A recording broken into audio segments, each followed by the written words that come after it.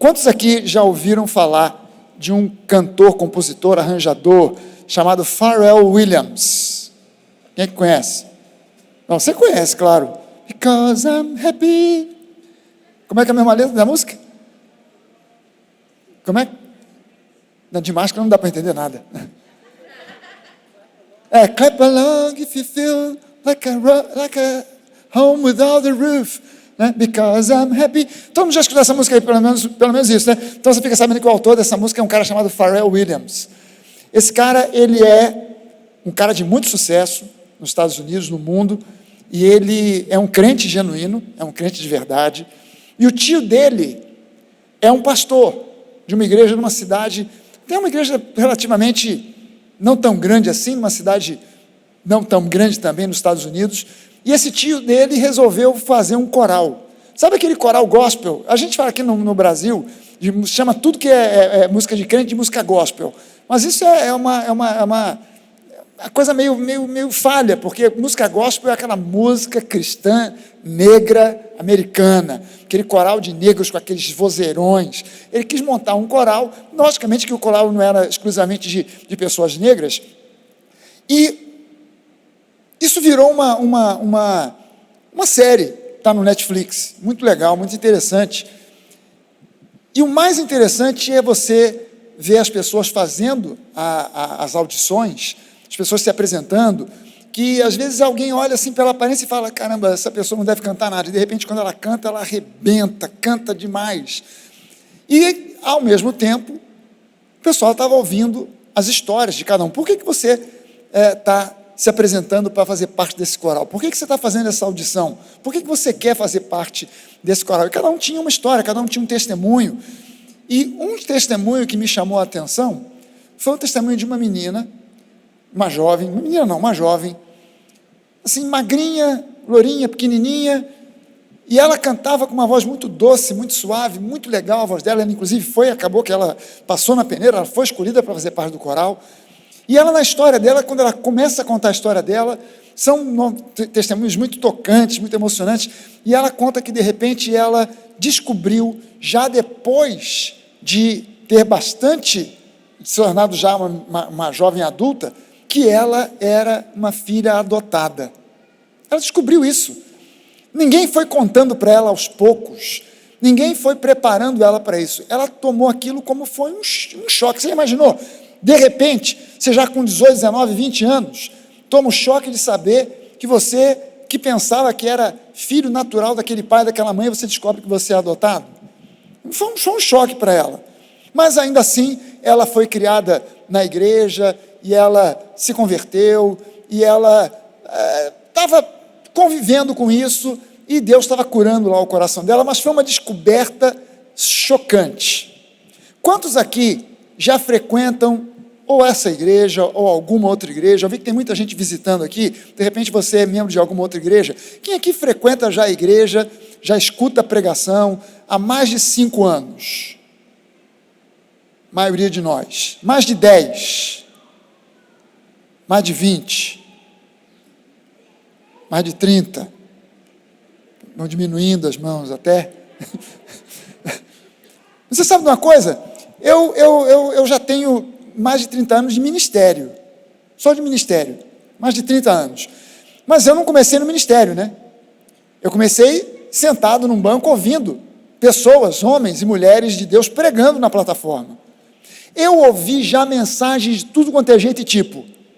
Eu já ouvi mensagem de tudo que você possa imaginar, sobre o Espírito Santo, sobre Jesus, sobre Deus Pai, sobre santificação, sobre prosperidade, sobre cura divina, sobre tudo quanto é assunto que você possa imaginar, eu já ouvi pregação. Quem está nessa aqui junto comigo? Já ouviu pregação de tudo quanto é tipo, jeito e qualidade? Pregação triste, pregação engraçada, pregação boa, pregação ruim. Quem já escutou pregação ruim alguma vez na vida? Seja sincero, aleluia. Oh, meu Pai.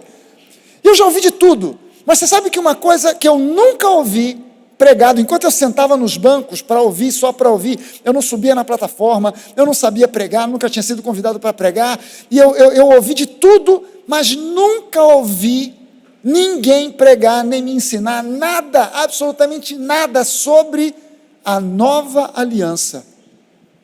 Incrível, cara. Eu ouvi sobre tudo. O reino de Deus, se o reino de Deus é para agora, não é para agora, é no milênio, quando Jesus voltar, a segunda vinda, é agora, é depois, santificação, e pecado, e dízimo, oferta. Eu ouvi de tudo, mas nunca ouvi ninguém subir numa plataforma para me ensinar sobre nova aliança. E você sabe o que é pior? Você e eu, e desde que eu me converti, e desde que eu estou no ministério, sempre, desde de mais de 2000 anos, nós estamos vivendo no tempo da nova aliança. Quem aqui está entendendo isso aí? Já sabe disso. Mas parece que tem lugares que ainda não entenderam, não se despertaram para esse fato. E lá atrás, isso não é uma novidade, porque lá atrás, na época ainda do apóstolo Paulo,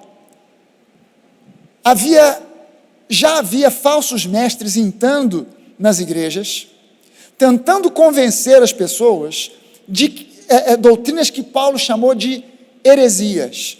E as duas grandes heresias na época do apóstolo Paulo, logo depois da ascensão de Jesus, logo no início da formação da igreja, começou a haver a invasão das igrejas por parte de pregadores heréticos, que pregavam heresias. E as duas grandes heresias do antigo, da igreja primitiva, eram o gnosticismo e o judaísmo.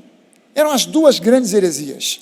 O que era o gnosticismo? O gnosticismo era uma seita secreta, mística. Os gnósticos, a palavra gnose significa conhecimento. E os gnósticos diziam que eles tinham um conhecimento sobre Deus, sobre a salvação, sobre Jesus, que ninguém mais tinha. Que Pedro, João, Tiago, esse pessoal estava por fora, não sabiam nada.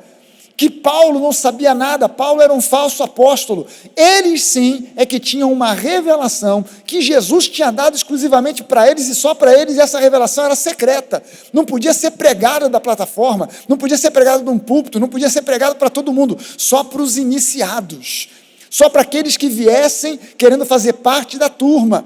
Então eles passavam por um processo, esses novos convertidos passavam por um processo de iniciação para aprender as doutrinas gnósticas. E eles faziam uma misturada de coisas da Bíblia com filosofia grega e com coisas místicas, culto de anjos, mortificação da carne. Eles não acreditavam em ressurreição, não acreditavam que Jesus era Deus. Eles diziam que Jesus nem era de carne e osso, porque Deus é tão maravilhoso, tão perfeito, que jamais se sujeitaria a se tornar um homem de carne e osso. E aí as pessoas perguntavam, não, mas então quem foi aquele camarada que morreu na cruz? Aquele camarada foi um sujeito que aos 30 anos de idade veio sobre ele o Espírito do Cristo, mas aos 33, na hora que ele foi preso, o Espírito do Cristo foi embora, e ele virou novamente apenas um homem comum, e ele morreu naquela cruz e ficou morto, não ressurgiu, não ressuscitou, ressurreição não existe. E eles acreditavam em coisas muito loucas, e eram extremamente místicos, extremamente místicos. Essa era a doutrina mística, e o gnosticismo é a doutrina mãe de tudo quanto é doutrina mística que você possa imaginar, espiritualista, mística, que você possa imaginar que exista hoje em dia. A mãe, a origem é o gnosticismo. A outra seita era o judaísmo. O judaísmo dizia o seguinte: você aceitou Jesus? Que legal, que bom, mas isso não é suficiente para a salvação. Jesus é um cara muito bacana, Jesus é um cara muito legal, mas para você ser salvo, você precisa guardar a lei de Moisés. Você tem que praticar a lei de Moisés. Então, vocês têm que guardar o sábado. Vocês não podem trabalhar no sábado, porque a lei de Moisés prevê que você não pode trabalhar no sábado. Os homens têm que ser circuncidados. As mulheres, no período menstrual, têm que ficar trancadas dentro de casa, porque elas estão ali no momento que elas estão impuras e não podem se misturar com o resto da sociedade, muito menos numa reunião na igreja. Vocês têm que seguir todos os preceitos. Não pode comer carne de porco, não pode comer camarão, não pode comer filé mignon. Se você for seguir a lei de Moisés para valer, assim, a sério, não pode comer filé mignon, porque o filé mignon fica no quarto traseiro do boi, que equivaleria a nosso quadril. Então, como fica ali para trás, o anjo tocou na coxa de Jacó, e porque o anjo tocou na coxa de Jacó, então você não pode comer o filé mignon do boi. O que tem o Jacó a ver com boi? Nada, mas a tradição diz que não pode. Não pode. Então os judaizantes entravam nas igrejas dizendo, esse negócio de domingo? Não. O culto não é domingo, vocês têm que guardar o sábado, vocês não podem trabalhar no sábado, vocês não podem comer comida que não seja comida kosher, vocês não podem, os homens têm que ser circuncidados, vocês não podem isso, não podem aquilo outro. Eram os judaizantes que entravam tentando fazer as pessoas, ou se fosse um judeu convertido, retornar para as práticas do judaísmo, da lei de Moisés, ou se fosse um gentio que nunca teve contato com a religião judaica, tratasse de aprender para seguir os princípios da lei de Moisés. A carta aos Hebreus, que ninguém sabe quem é o autor, mas há uma corrente de teólogos que acreditam que ela foi escrita pelo apóstolo Paulo. Eu não sou teólogo, mas me junto com essa corrente, porque a escrita, a doutrina do livro de Hebreus é extremamente paulina. Na minha opinião, se não foi o apóstolo Paulo que escreveu aquela carta, no mínimo foi um discípulo dele. Alguém que andava com ele, que ouvia o que ele ensinava, que sabia o que ele pregava. E olha só como é que começa a epístola aos Hebreus. Eu tenho que me vigiar para não dizer a epístola de Paulo aos Hebreus, porque eu sou tão convencido de que essa epístola foi escrita por ele, que eu acabo dizendo a epístola de Paulo aos Hebreus, mas na verdade eu não poderia dizer assim, porque ninguém sabe de fato quem escreveu. Mas olha só, eu vou ler para você nessa outra versão aqui, chamada A Mensagem. Você já leu essa versão alguma vez? Quem é que já leu essa versão, A Mensagem? Foi escrita por um pastor norte-americano que morreu há pouco tempo, chamado Eugene Peterson. E ele pegou a Bíblia tradicional, com aquela linguagem tradicional, e transformou numa paráfrase. Ou seja, ele colocou com outras palavras, com outras frases, tentando interpretar e tornar o texto um pouco mais fácil de se ler, um pouco mais contemporâneo. Então não é uma tradução assim, de palavra por palavra, mas é uma versão.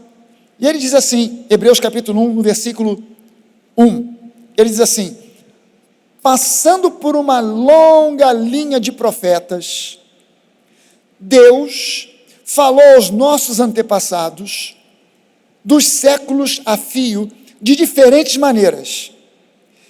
Em tempos recentes, a comunicação foi direta por intermédio do seu Filho. Por meio do Filho, Deus no princípio criou o mundo, e no fim tudo vai pertencer ao Filho. O Filho reflete perfeitamente que Deus é e está selado com a natureza de Deus. Ele mantém tudo unido pelo que diz que são palavras poderosas. Não é uma versão muito comum, mas dá para você entender aqui. E quando você começa a ler a epístola de Hebreus, ela foi escrita para os hebreus, ou seja, para um grupo de judeus que se converteram ao cristianismo e que agora estavam dispersos por vários lugares, no norte da África, o sul da Europa. Eles foram um pouco mais para dentro da região oriental, ali do Oriente Médio. Eles se dispersaram depois que começou uma perseguição contra a igreja. Mataram Estevão, e depois da morte de Estevão lá, no livro de Atos, começou uma perseguição à igreja. Esses crentes, que até então era a maioria da igreja, era formada por judeus convertidos a Jesus, eles se dispersaram, saíram fugidos, se dispersaram. E agora, essas epístolas de Hebreus para frente, todas elas foram escritas para essa comunidade de judeus convertidos. E quando o escritor aos Hebreus escreve a epístola de Hebreus, qual é a razão? Por que razão que ele escreveu essa epístola? Porque essa comunidade estava sendo assediada pelos judaizantes. Se há de convir que o judaizante, sendo malandro, ele olha para você que é gentio, olha para um outro que é judeu, os dois são cristãos, você gentio não conhece nada da lei de Moisés, O judeu já conhece. Quem é mais fácil de eu convencer para voltar para a lei de Moisés? O gentio que nunca ouviu nada sobre isso ou aquele que já teve uma experiência com a lei? Aquele que já teve uma experiência. Eu vou chegar para ele e vou dizer assim, cara, você não é judeu? Como é que você abandonou a lei de Moisés? Você não sabe que isso aí é uma coisa terrível, é um pecado horrível? Que você tem que regressar para a lei de Moisés, porque Jesus é muito bacana, mas a salvação só vai acontecer, você só vai ganhar a salvação se você guardar a lei de Moisés. Como é que você está dando um vacilo desse? Aí a pessoa que foi criada desde criancinha, dentro daqueles preceitos, das 613 leis que compõem a lei de Moisés, o cara ouve aquilo e fala assim, poxa, esse cara deve ter razão, porque, caramba, eu sempre vivi dentro dessa tradição. Agora que eu saí, pensava que eu não precisava mais ficar preocupado em cumprir todos os 613 itens da lei, mas eu acho que de repente esse cara tem razão. Eu acho que eu vou voltar. Naquele tempo, quando essa epístola aqui foi escrita, o templo de Jerusalém ainda estava de pé. Isso aqui foi escrito mais ou menos no ano 40 depois de Cristo. E o templo foi destruído só no ano 70.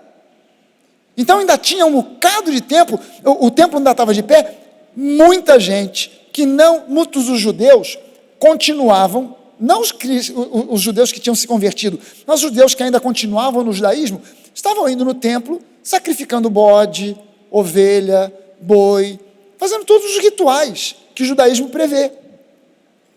Então agora, como esses hebreus, cristãos, estavam ouvindo os judaizantes ensinando que eles deviam voltar, eles estavam de novo voltando para ir ao templo, matar ovelhas, bois, bodes, pássaros, para agradar a Deus, para se livrar dos seus pecados e etc e tal. E essa epístola aos hebreus é uma epístola anti-judaizante. Por isso, ele vai dizendo aqui logo no início, em tempos passados, Deus falou conosco através de uma linha de profetas. Na versão tradicional, você vai ler e diz assim, tendo Deus outrora falado, de muitos modos e muitas maneiras, pelos profetas, hoje, ele nos fala em Jesus. E eu queria dizer para você, que tendo Deus falado outrora, através do Antigo Testamento, profetas e etc e tal, hoje, 2020, ele nos fala através de Jesus. Nós precisamos nos conscientizar cada vez mais que nós somos gente da nova aliança, que nós estamos vivendo a dispensação da nova aliança, nós não estamos mais debaixo do tempo da lei. Quando eu digo isso para você, eu estou dizendo para você o seguinte, no Antigo Testamento, não existem doutrinas para nós que somos gente da nova aliança. As doutrinas que são para nós, a igreja, estão todas elas na nova aliança, no Novo Testamento. Todas elas estão no Novo Testamento. Algumas dessas doutrinas, a cruz, ela serviu como um filtro. Então, certas doutrinas vinham caminhando, o povo praticando. Quando chegou na cruz, a cruz serviu como um filtro. E muita coisa entupiu nesse filtro, não passou para o lado de cá. Então, por exemplo, você sabe perfeitamente que hoje, se lá atrás, na época de Moisés, os nossos pecados só eram perdoados mediante o sacrifício de animais, ninguém aqui vai chegar em casa, tentar sacrificar um bode, um boi, uma ovelha, para ser perdoado de algum pecado. Porque você sabe que aqueles bodes, bois e ovelhas que eram mortos no Antigo Testamento, eles apontavam, eles eram símbolos que apontavam para Jesus, o sacrifício definitivo. O Cordeiro de Deus que tira o pecado do mundo. Os cordeiros que eram mortos no tabernáculo, depois no templo de Salomão, aqueles cordeiros que eram sacrificados no templo de Herodes, esses cordeiros, eles tiravam o pecado por um período. Era como se Deus estivesse pegando os pecados e colocando para debaixo do tapete. Jesus não colocou os pecados para debaixo do tapete. Jesus aniquilou os nossos pecados. Ele fez os nossos pecados sumirem. E você foi perdoado plena, completa e totalmente de todos os seus pecados. Passados, presentes e futuros. Há pessoas que ouvem a gente falar que os seus pecados futuros também foram perdoados, e a pessoa fica meio bolada. Mas será possível, pastor? E os pecados futuros? Vem cá, quem aqui, na época, no ano 30, ou melhor, no ano 33, quem aqui estava vivo no ano 33? Ninguém, nenhum de vocês. Então todos os seus pecados eram futuros, e na cruz, Jesus te perdoou plena, completa e totalmente. Nenhum dos seus pecados era passado ou presente, todos eles eram futuros, e Jesus te perdoou plena e completamente ali. Então, o sacrifício de Jesus é um sacrifício que nos libertou das trevas, que nos perdoou plena e completamente. Isso tem nome, isso se chama graça, isso se chama o efeito da nova aliança, que é a aliança debaixo da qual nós estamos. Entenda o seguinte: alguém dizer para você, hoje, que você é um pobre e miserável pecador, salvo pela graça, essa pessoa está fazendo a coisa mais louca que alguém pode fazer, que é remover a tampa da Arca da Aliança. Quem é que já viu uma imagem da Arca da Aliança? Um desenho, uma foto, né, um esquema da Arca da Aliança. O que era a Arca da Aliança? Deus vai para Moisés, chega para Moisés e diz: Moisés, você vai construir uma tenda, e essa tenda é onde eu vou me encontrar, onde eu vou habitar, aonde eu vou me encontrar com você. Essa tenda, ela vai ter, você vai usar aquele material, ela vai ter essas medidas, essa altura, esse comprimento, essa largura e tal, cortina para lá, pano para cá, e você vai ter alguns utensílios. Você vai ter o menorá, você vai ter a mesa dos pães da propiciação, você vai ter o altar de incenso, mas você vai ter uma peça especial que é a Arca da Aliança. Essa arca, ela é uma caixa que tem determinadas medidas, não importa agora a gente estudar essas medidas aqui, ela vai ter uma determinada medida, e ela tem que ter uma tampa. Essa tampa, ela vai se chamar assento de misericórdia. Na Bíblia em português, ela é chamada de propiciatório. Propiciatório significa aquilo que faz algo ou alguém propício. E Deus, a presença de Deus, ela estava sobre essa arca, nessa tampa, que era de ouro maciço. Essa caixa, ela era de madeira revestida de ouro, mas a tampa era de ouro puro, maciço. E ela tinha 2 querubins, um em cada ponta, porque ela não era quadrada, ela era retangular, e em cada ponta ela tinha um querubim ajoelhado, com as mãos estendidas na direção do outro, com as asas estendidas na direção do outro querubim, olhando para baixo como se quisesse ver dentro da arca. E todo ano o sumo sacerdote entrava dentro do Santo dos Santos, onde estava a Arca da Aliança, e aspergia sangue de um sacrifício pelo povo de Israel. E ali os pecados eram perdoados por mais um ano. Pecado naquele tempo era perdoado na base do seguro de vida. Todo ano você tem que renovar o seguro de vida, todo ano você tem que renovar o seguro do carro, e todo ano tinha que renovar o seguro do perdão. Era um bode que era sacrificado, e o sacerdote entrava lá dentro, aspergia o sangue, e o povo estava com seus pecados perdoados por mais um ano. No ano seguinte tinha que fazer tudo de novo. Jesus, ele é o sacrifício definitivo. Você não precisa fazer outros sacrifícios para ser perdoado de absolutamente nada, porque Jesus é o sacrifício definitivo. Naquele tempo não era. Na antiga aliança o perdão era temporário, na nova aliança o perdão é definitivo. É eterno, é para sempre. Se você não consegue enxergar a diferença da antiga para a nova aliança, você vai pensar e vai imaginar que nós hoje somos pobres, miseráveis pecadores. Não, nós éramos pobres, miseráveis pecadores, porém hoje, em Cristo Jesus, nós somos uma nova criatura, nascidos de novo, justificados, nós nos tornamos santos. O que significa santo? A palavra santo significa separado, pertencente a Deus. Na antiga aliança, coisas podiam ser santas. O menorá era santo, a mesa dos pães era santa, o altar do sacrifício era santo, o altar de incenso era santo. Na nova aliança, coisas não são santas, pessoas são santas, porque nós fomos separados das trevas para a luz, transportados das trevas para a luz. A nossa condição mudou. Na antiga aliança, nunca Deus teve um filho sequer, mas na nova aliança, todos nós que recebemos Jesus somos filhos amados. Na antiga aliança, Deus só tinha servos. Na nova aliança, ele tem filhos. Na antiga aliança, o pessoal almejava ser filho.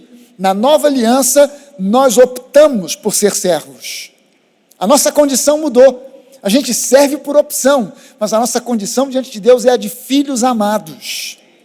Que os filhos amados digam amém. Essa é a nossa nova condição. Nós éramos pecadores. O pecador não é pecador por aquilo que ele faz. O pecador é pecador por aquilo que ele é. A natureza que nele há. Você não é santo por causa do que você faz. Você é santo por causa da natureza que há em você, que é a natureza do próprio Deus. Zoe, a vida abundante do próprio Deus.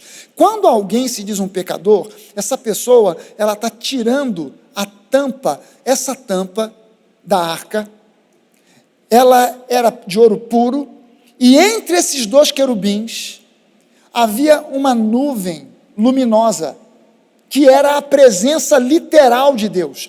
Deus não estava no Brasil, no Rio de Janeiro, Deus não estava em Nova York, nos Estados Unidos, Deus não estava em Roma, na Itália, Deus só estava presente em Jerusalém, aonde a arca estivesse, porque ali onde a arca estava, era onde estava a presença de Deus. Você consegue entender que essa arca, essa tampa, que é chamada na Bíblia em português de propiciatório, o que faz algo ou alguém propício, essa tampa que na versão em inglês é chamada de mercy seat, ou seja, assento de misericórdia, assento de graça, é da onde Deus falava com Moisés. Você já viu isso na Bíblia? Presta sua atenção numa coisa, aqui na Bíblia, no livro de Êxodo, deixa eu ler até na versão aqui mais, na versão mais careta, como o pessoal diz, olha só o que diz aqui a respeito de Deus falando com Moisés. Deixa eu ver se vai aparecer aí o versículo que estava aqui. Olha só, Números capítulo 7, versículo 89. Se você quiser anotar, Números 7, versículo 89. Diz o seguinte: quando entrava Moisés na tenda da congregação, que é um dos nomes que a Bíblia dá para o tabernáculo de Moisés, tenda do encontro, tenda da congregação.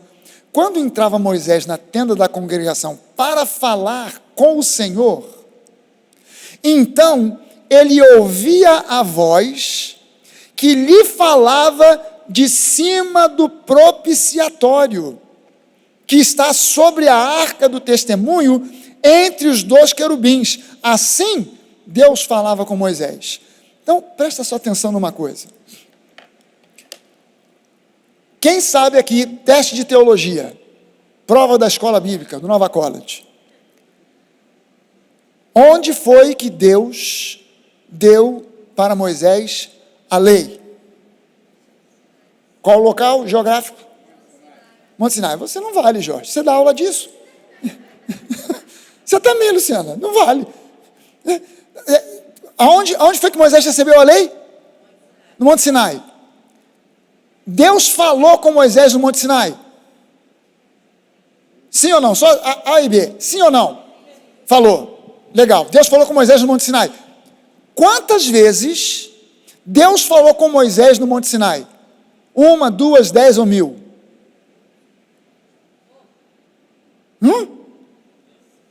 Essa resposta aí é boa, né? Senhor, tu sabes.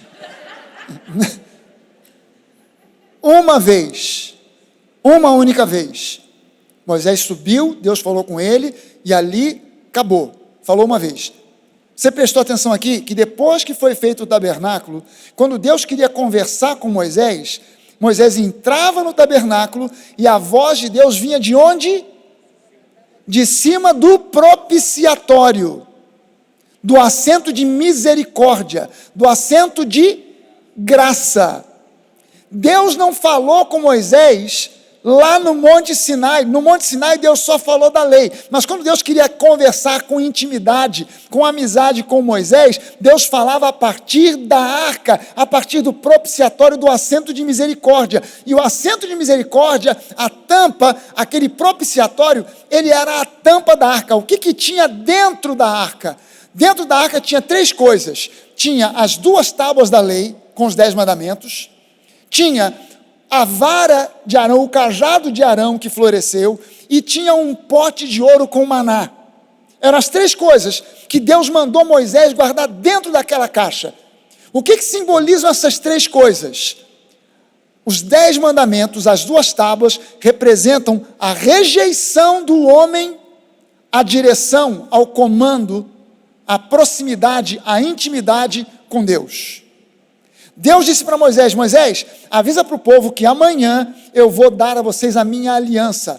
O povo diz em resposta para Moisés: Moisés, nós não queremos ouvir de Deus, fala você com ele, nós não queremos. E olha, pode dizer para Deus o seguinte: tudo que o Senhor disser, nós faremos.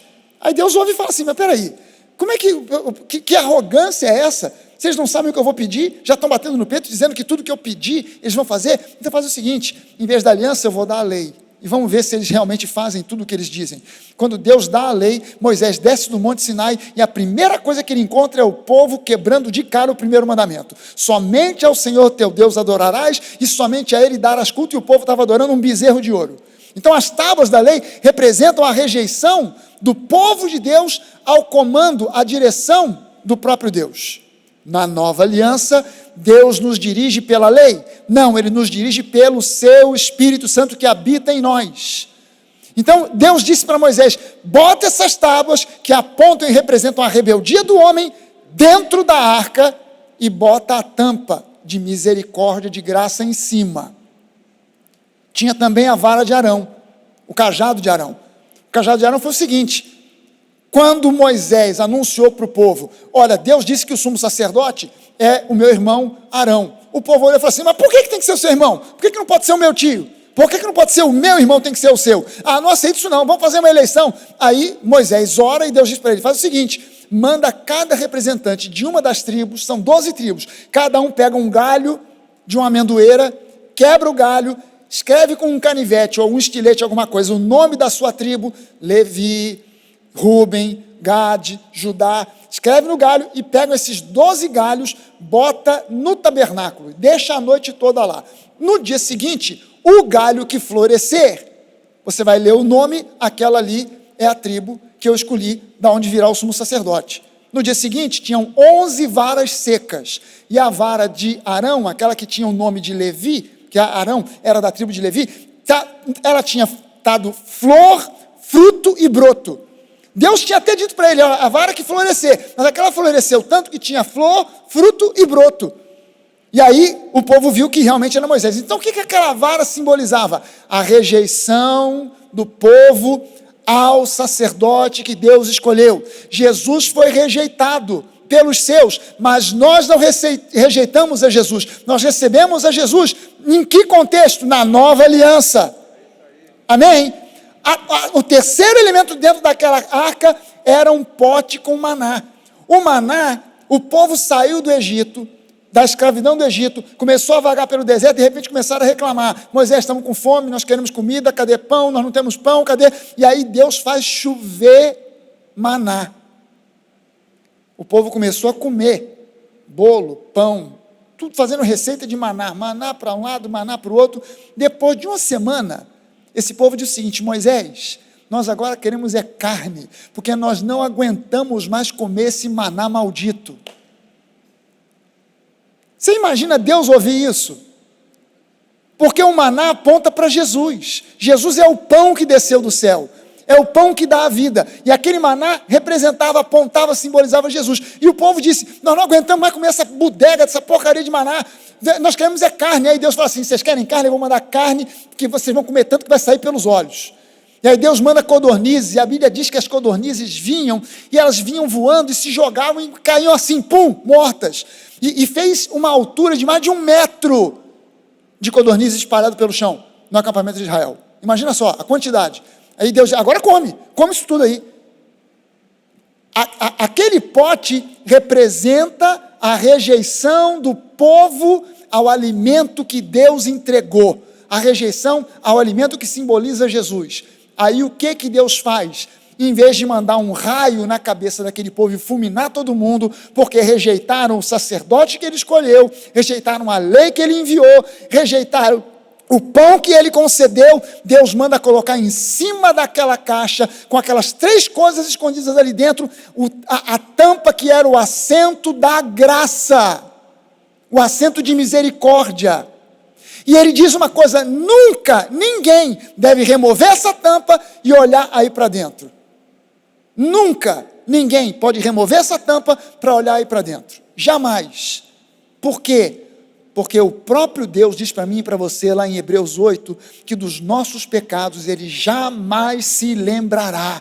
Se Ele não fica olhando para os nossos pecados, ninguém pode ficar mais olhando. O diabo não pode ficar olhando para você, para o seu passado e te acusando. Por quê? Porque é tentar tirar a tampa da misericórdia para expor a sua vergonha, para expor aquilo que você já não é mais, para expor aquilo que você já não comete, aquilo que você já foi livre e perdoado.